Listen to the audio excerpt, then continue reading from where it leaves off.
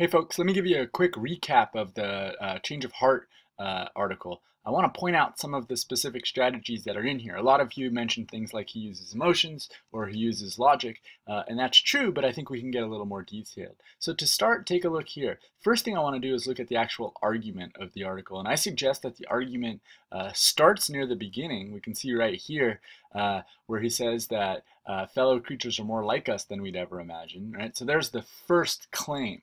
But there's another claim that's attached, and that is because they're more similar, then we should start to treat them better. And that's never explicitly mentioned in the article, but it's suggested by the time we get to the very end in this section, right, where he talks about the human journey at its core is about the extension of empathy to a broader and more inclusive domains. And so here there's that suggestion. So there's the argument, right, that kind of multi-claimed argument. And the challenge now is that he's got to get us to buy into that argument.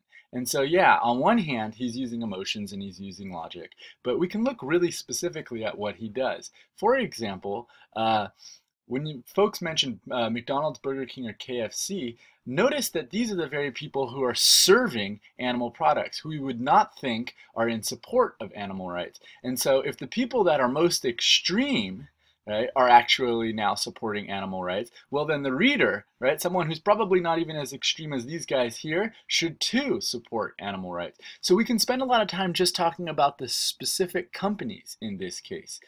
We can also look at things like Germany, right, or the European Union. He brings in the European, he brings in Germany to show the positive things that they're doing.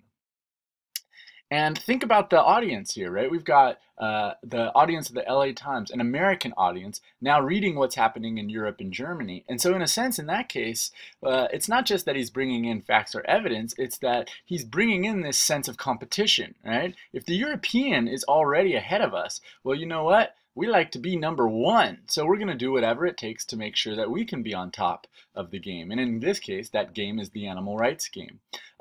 We have other stuff that happens here too. Take a look near the end of the article in this in this paragraph here, paragraph 15. Notice that once he's got everybody to buy into the position that animals are more similar, he doesn't say, then you must do this. Instead, he starts to use all of these questions. And so the questioning here is a real smart move because it allows him to not kind of hit people over the head with a hammer, but to allow them to now arrive at their own conclusions, right? So, and that happens throughout the article, right? That there are a ton of different examples of how he's making these real subtle decisions to persuade the audience. And so that's what I'm looking for in some of the analysis that we're doing. Not just that he uses evidence or that he plays on emotions, but real specific analyses of how specific parts of the article work.